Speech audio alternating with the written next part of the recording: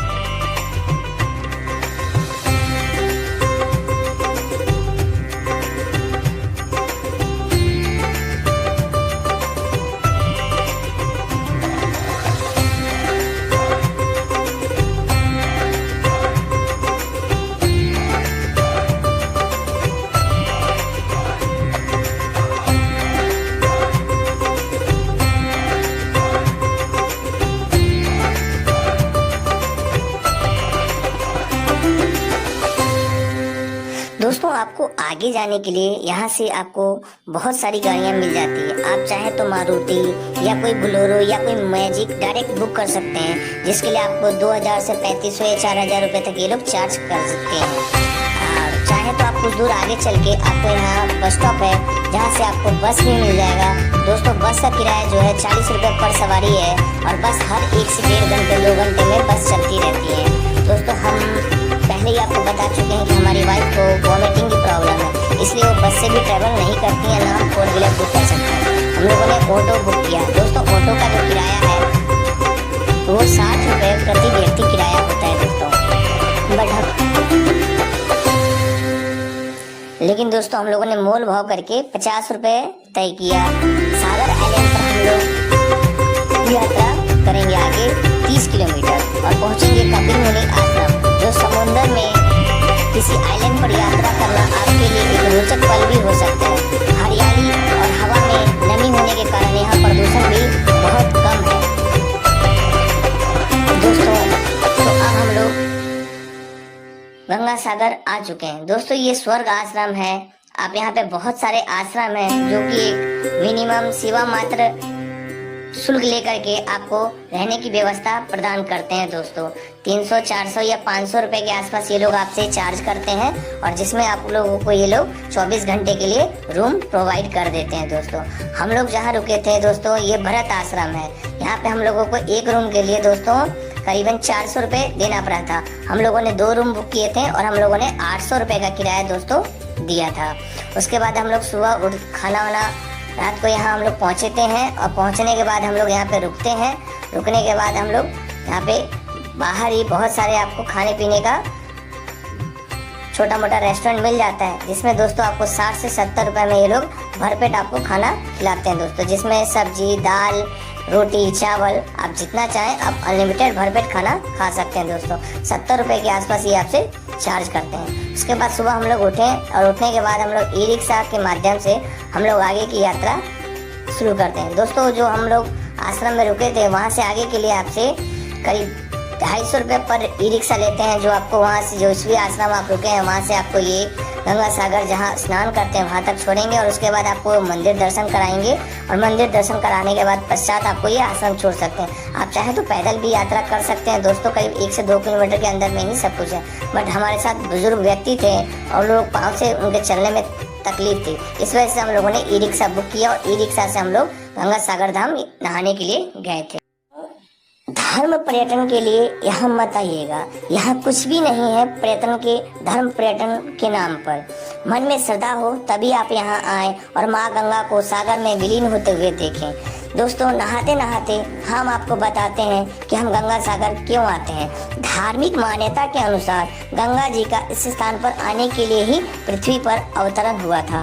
कपिल मुनि, जिन्हें भगवान विष्णु का अवतार माना जाता है, कपिल मुनि इस स्थान पर तपस्या कर रहे थे। इस क्षेत्र के शासक उस समय राजा सगर हुआ करते थे। एक बार राजा सगर ने अश्वमेध यज्ञ किया। राजा सगर को वरदान था कि यज्ञ का घोड़ा जहाँ जहाँ भ्रमण करेगा वहाँ का राजा प्रजा सब राजा के अधीन हो जाएगा। यज्ञ के बाद राजा ने अश्व को छोड़ दिया। एक दिन अश्वमेध यज्ञ का अश्व अचानक गायब हो गया, क्योंकि राजा सगर के 60,000 पुत्र थे। उन्होंने उन्हें घोड़े को खोजने के लिए भेजा। देवराज इंद्र ने उस घोड़े को चुराकर कपिल मुनि के आश्रम में बांध दिया था। राजा ने पुत्रों को कपिल मुनि के आश्रम में घोड़ा बंधा हुआ मिला। अश्व चुराने के आरोप लगाते हुए राजा सगर के पुत्रों ने कपिल मुनि को अपशब्द कहते हुए उन्हें अपमानित किया। कपिल मुनि राजा के पुत्रों के इस व्यवहार से बहुत क्रोधित हुए और उन्होंने उन्हें श्राप दिया और श्राप देते हुए अपने नेत्रों से राजा के 60,000 पुत्रों को भस्म कर दिया। कालांतर में राजा सगर के पुत्र भागीरथी को इस बात का दुख था कि उनके 60,000 पुत्रों को आज भी मोक्ष प्राप्त नहीं हुआ। तब भागीरथी जी ने कपिल मुनि के आश्रम जाकर उनसे क्षमा याचना करते हुए कोई उपाय पूछा जिससे उनके पूर्वजों को मोक्ष प्राप्त हो सके। सिर्फ गंगा ही इस धरा पर आकर उनको मोक्ष प्राप्त करा सकती है, ऐसा कपिल मुनि ने उपाय बताया। तब राजा भागीरथी ने घोर तपस्या करके भगवान ब्रह्मा को प्रसन्न किया और उनसे 2 वरदान मांगे। पहला वरदान था कि गंगा को पृथ्वी पर लाकर उनके पूर्वजों को मोक्ष मिल सके और दूसरा उनको पुत्र की प्राप्ति हो जिससे उनका वंश चल सके। भगवान ब्रह्मा ने दोनों वरदान दिया और साथ में उन्हें ये भी बोला कि आप भगवान शंकर की तपस्या करके उन्हें प्रसन्न कीजिए ताकि गंगा पृथ्वी पर अगर जो सीधे अवतरित होंगी तो पृथ्वी गंगा का वेग नहीं संभाल पाएंगी। तो गंगा जी का वेग केवल भगवान शंकर ही धारण कर सकते हैं। तब उन्होंने उनके भगवान ब्रह्मा के कहने अनुसार पैर के अंगूठे पर खड़े होकर करीबन 1 साल घोर तपस्या की। तब भगवान शंकर प्रसन्न हुए और प्रसन्न होकर फिर उन्होंने गंगा को अपने जटा में धारण करते हुए पृथ्वी पर आने के लिए अवतरित कराया। उसके बाद जब गंगा पृथ्वी पर अवतरित हुई तब राजा सगर के 60,000 पुत्रों को मोक्ष प्राप्त हुआ और उन्हें स्वर्ग की प्राप्ति हुई। वह दिन मकर संक्रांति का दिन था, इसीलिए लाखों की संख्या में श्रद्धालु मकर संक्रांति के दिन गंगा सागर में स्नान के लिए आते हैं और राजा भागीरथी को गंगा इसीलिए राजा भागीरथी को ही गंगा पृथ्वी पर लाए थे, इसीलिए माँ गंगा को भागीरथी गंगा भी कहते हैं। तो दोस्तों, मोक्षदायिनी गंगा सागर में स्नान करने के बाद अब हम इसी भींगे वस्त्र में मंदिरों में जाना होगा, क्योंकि ऐसा माना जाता है कि गंगा सागर के नियम के अनुसार श्रद्धालु पहले यहाँ नहाते हैं और फिर उसी गीले कपड़े में कपिल मुनि के मंदिर में जाकर के पूजा अर्चना करते हैं। तो दोस्तों, आप देख सकते हैं कैसा अद्भुत नज़ारा है। अभी दृश्य कुछ ऐसा है मानो सागर और आकाश एक दूसरे को गले लगा रहे हों। दोस्तों, ये अद्भुत और अलौकिक नज़ारा देखकर मन बहुत तृप्त होता है।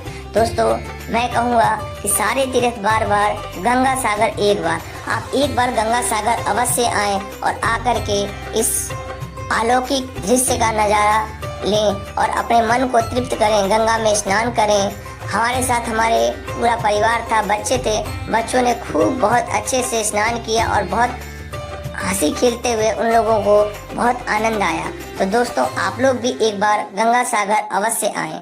चलिए दोस्तों, हम आगे आपको बताते हैं कि मंदिर हम गए। इसके बाद यहाँ दोस्तों, यहीं पे दोस्तों कई सारे लोग दान पुण्य करने चाहते हैं, पूजा अर्चना कराना चाहते हैं, तो यहाँ पे ब्राह्मण की भी व्यवस्था है। ब्राह्मण लोग रहते हैं जो आपसे संकल्प पूजा अर्चना करा देते हैं। साथ ही यहाँ दान करने के लिए कई चावल के पैकेट्स वगैरह होते हैं, बिस्किट्स होते हैं और लोग होते हैं जो करीब 100, 200, 500, 10 रुपये पर पैकेट चावल और 5 रुपये या 10 रुपये पर पैकेट करके आपको बिस्किट्स मिल जाते हैं।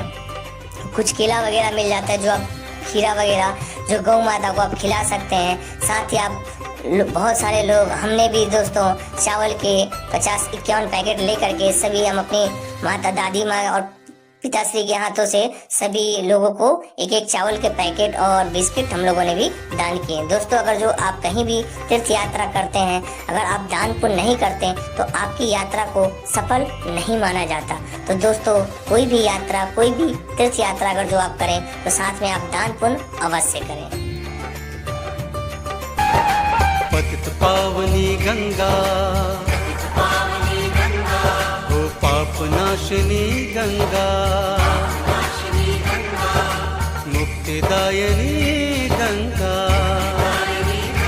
सारे तीर्थ बार बार गंगा सागर एक बार,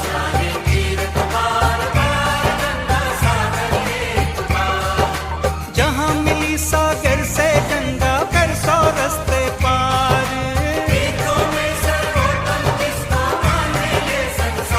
सारे तीर्थ बार बार गंगा सागर एक बार, सारे तीर्थ बार बार गंगा सागर एक बार।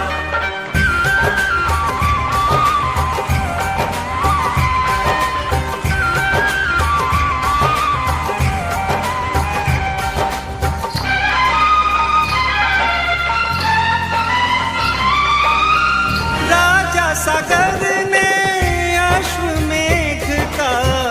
यज्ञ कराना चाह रे, सारे भूमंडल पर अपना राज चलाना चाह रे।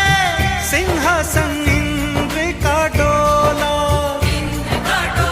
चोरी से घोड़े को खोला,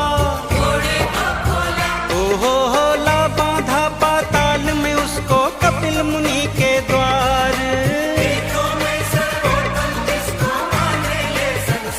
सारे तीर्थ बार बार गंगा सागर एक बार, पतित पावनी गंगा, ओ पाप नाशिनी गंगा।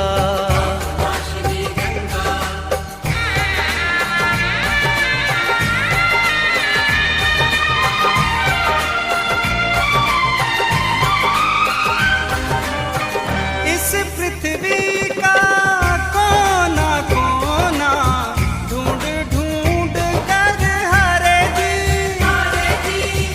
आखिर वो पाताल में पहुँचे पुत्र सगर के प्यारे जी। बैठे मुनि ध्यान लगाए, साधु पर पत्थर बरसाए,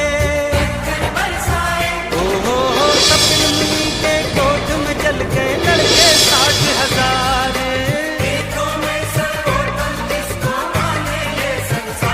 सारे तीर्थ बार बार गंगा सागर एक बार, पतित पावनी गंगा, मुक्तिदायिनी गंगा।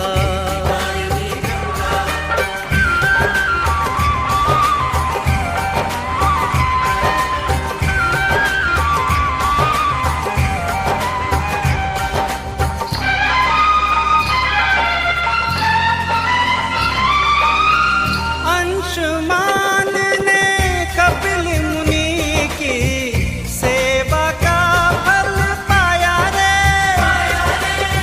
श्राप दिया था जिसने उसी ने मुक्ति का पथ बतलाया रे।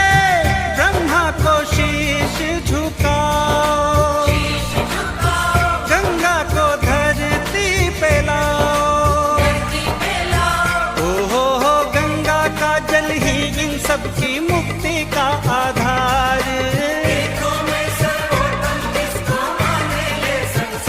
सारे तीर्थ बार बार गंगा सागर एक बार, पतित पावनी गंगा, ओ पाप नाशिनी गंगा।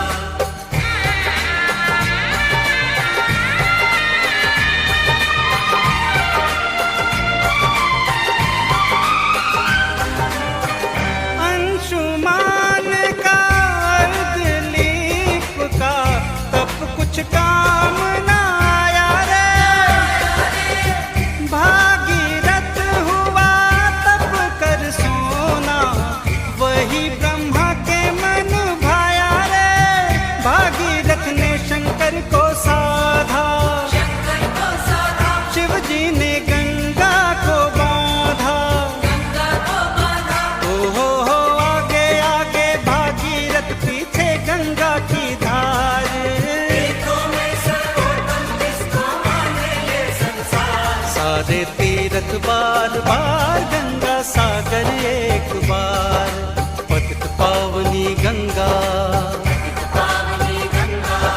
मुक्तिदायिनी गंगा।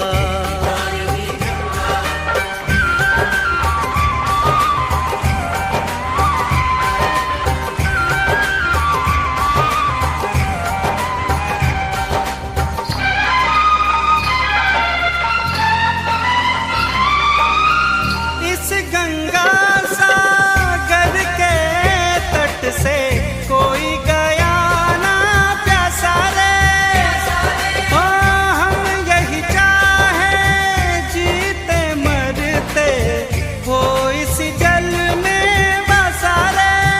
गंगा तो पापों को धोती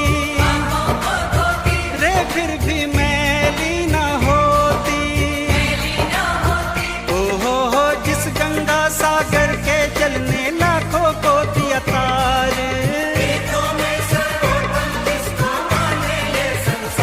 सारे तीरथ बार बार गंगा सागर एक बार, पतित पावनी गंगा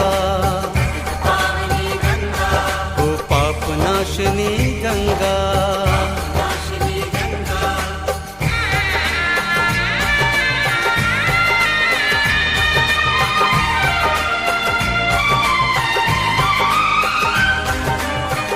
एक बरस बस एक दिन वहाँ भारी मेला लागे जी, गंगा सागर तट वहीं पहुँचे जिसकी किस्मत जागे जी। दुखों से पीड़ित नर नारी होते हैं हर सुख के अधिकारी। हो जन्म जन्म के पाप कटे इस जल में डुबकी मार,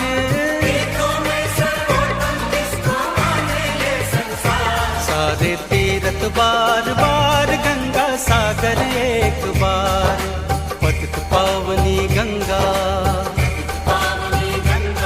ओ पाप नाशनी गंगा मुक्तिदायिनी गंगा। सारे तीरथ बार बार गंगा सागर एक बार। दोस्तों हम दोनों पति पत्नी ने भी अपना हाथ एक दूसरे के हाथ में रख करके गंगा में स्नान किया। उसके बाद हम लोग आगे निकले।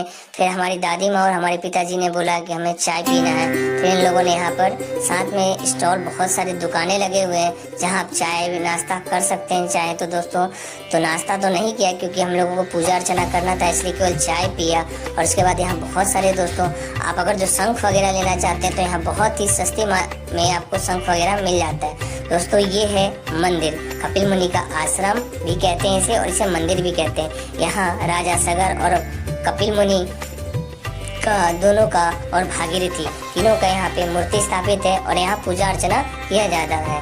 यहाँ भी दान पुण्य करने के लिए बहुत सारे आपको व्यवस्था मिल जाएगी। तो देखिए दोस्तों मंदिर, आप मंदिर का देख सकते हैं। यहाँ पे दोस्तों सभी देवी देवता की भी मंदिर मूर्ति स्थापित की हुई है।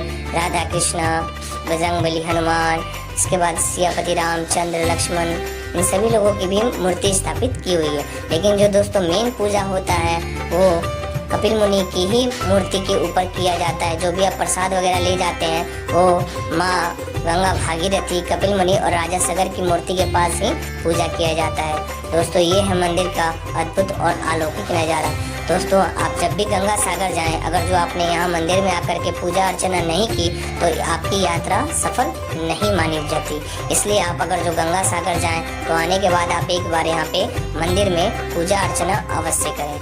तो दोस्तों मंदिर में पूजा अर्चना, दोस्तों यहाँ पे फोटो और वीडियो अलाउड नहीं है, लेकिन हमने वहाँ के पंडित जी पुजारी से बात की और उसके बाद हम लोगों ने वीडियोग्राफी की थी। इसके लिए हमने वहाँ के पुजारी महोदय से इस चीज़ के लिए हमने परमिशन प्राप्त कर ली थी। तो हमारे सभी लोगों ने पूजा अर्चना किया, दान पुण्य किया और उसके बाद फिर हम लोगों ने वहाँ से प्रसाद ग्रहण किया।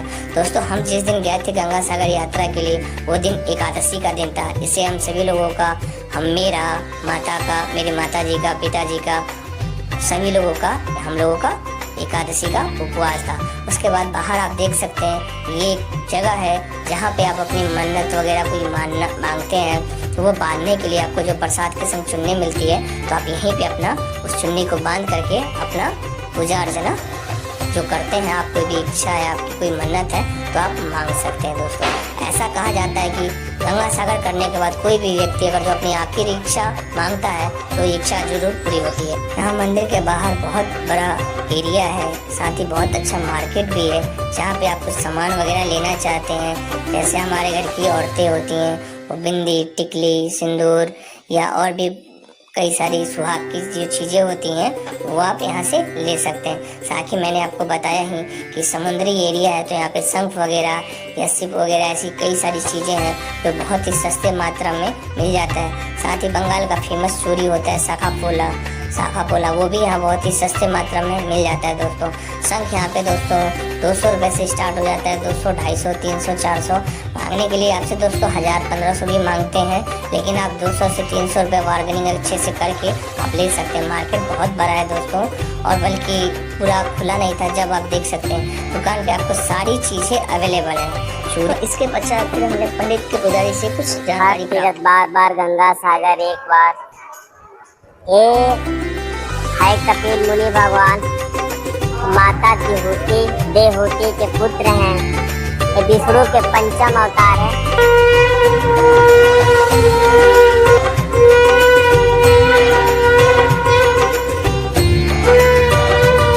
गंगा सागर मंदिर में संपूर्ण संध्या आरती का वीडियो इस चैनल पर है। उस वीडियो का लिंक इस वीडियो के डिस्क्रिप्शन में दिया हुआ है। प्रतिदिन शाम 7 बजे आप भी अपने घर पर उस वीडियो को चलाकर संध्या आरती को आत्मसात कीजिएगा।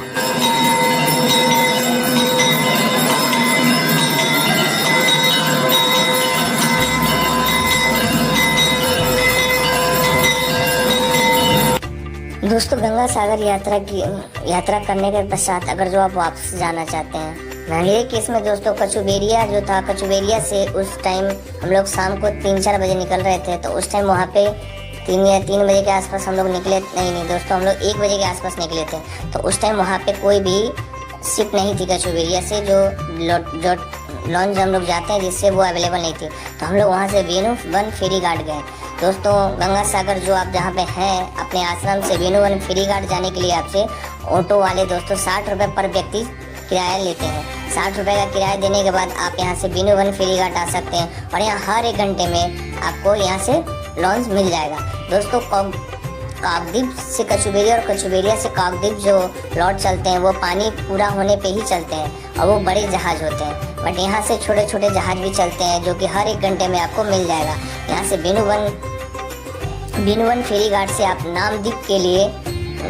वेणुवन फेरी घाट से नाम खाना के लिए आपको ये लॉन्च चलते हैं। दोस्तों वो जो हम लोग जाते हैं कचुबेरिया से काकद्वीप और काकद्वीप से कचुबेरिया, वो गवर्नमेंट लॉन्च होते हैं जिसका किराया ओनली 10 रुपये है। बट ये है प्राइवेट लॉन्च होते हैं, इसका किराया दोस्तों 40 रुपये पर यात्री होता है। तो दोस्तों 40 रुपये पर यात्री दे करके हम लोग वेणुवन फेरी घाट से हम लोग नाम खाना जाएंगे, और नाम खाना से फिर हम लोग ई रिक्शा करके नाम खाना रेलवे स्टेशन जाएंगे, और फिर वहाँ से हम लोग आगे की यात्रा अपना मतलब सियालदा पहुँचेंगे। नाम खाना से सियालदा, और फिर हम अपने आगे की यात्रा करेंगे। दोस्तों हम लोगों को इसलिए भी हम लोग नाम खाना रेलवे स्टेशन जाना पड़ा क्योंकि वहाँ पे दोस्तों नाम खाना से रेल बन के चलती है, तो वहाँ इजीली आराम से आपको सीट अवेलेबल हो जाएगा। क्योंकि काकद्वीप अगला 3 या 4 स्टेशन बाद का है काकद्वीप, तो वहाँ आते आते ट्रेन की सारी सीटें फुल हो जाती हैं। और हमारे संग सीनियर सिटीजन और लेडीज़ थी जिनको सीट नहीं मिलता, तो वो 3 घंटे खड़े खड़े सफ़र नहीं कर सकते थे। इसलिए हमने वेणुवन फेरी घाट से ही हमने पकड़ना अच्छा समझा, और हमारे पास दूसरा कोई विकल्प भी नहीं था। इसलिए हमारी मजबूरी भी थी कि हम वेणुवन फेरी घाट से ही हम आगे की यात्रा करें। तो उसके बाद आप देख सकते हैं दोस्तों ये गंगा का अद्भुत और अलौकिक नज़ारा देखते हुए यहाँ पे कई सारे आपको बड़े बड़े शिप और जहाज जाते हुए आपको दिख जाएंगे दोस्तों। तो इस तरीके से हम लोग वेणुवन फेरी घाट होते हुए फिर हम लोग दोस्तों नाम खाना के लिए पहुँचे। तो यहाँ से हम लोग निकलने के बाद यहाँ से आपको ई रिक्शा मिल जाता है, या टोटो जो भी आप कहते हैं। ई रिक्शा टोटो पहले किराया 10 रुपये हुआ करता था, लेकिन अब इन्होंने किराया बढ़ा के 20 रुपये पर सवारी कर दिया है। और ये लोग 100 रुपये लेते हैं दोस्तों। 4 लोग बैठे, 2 लोग बैठे, या फिर अगर जो आप 6 लोग 7 लोग बैठते हैं तो फिर आप 20 रुपये के हिसाब से ये लोग चार्ज लेंगे। दोस्तों ये 15 से 20 मिनट का समय लेते हैं। यहाँ से करीब 1 से 1.5 किलोमीटर का एरिया है, जिससे आप लोग नामखाना रेलवे स्टेशन पहुँच जाएंगे। नामखाना रेलवे स्टेशन जाते हैं, आप ये देख सकते हैं दोस्तों, नामखाना रेलवे स्टेशन है। यहीं साथ में एंट्री करते ही आपको टिकट काउंटर मिल जाएगा, जहाँ से आप नामखाना से सियालदह के लिए रेलवे टिकट ले सकते हैं। बाकी दोस्तों हम लोगों ने ऑनलाइन ही टिकट ले लिया था और ऑनलाइन टिकट ले करके फिर हम लोग यात्रा करते हैं। यहाँ नामखाना रेलवे से ट्रेन अभी लगी नहीं थी दोस्तों, ट्रेन लगती और लगने के बाद ट्रेन पे हम लोग बैठ के और फिर हम लोग यहाँ से रवाना हो जाते हैं आगे सियालदह के लिए। फिर सियालदह हम लोग 7 या 8 बजे के आसपास हम लोग मतलब अपने 8 बजे तक सियालदह के आसपास हम लोग पहुँच गए थे। दोस्तों जो भी ट्रेन के टाइम टेबल है, ट्रेन आने जाने का जो भी सारणी है, वो मैं आपको स्क्रीनशॉट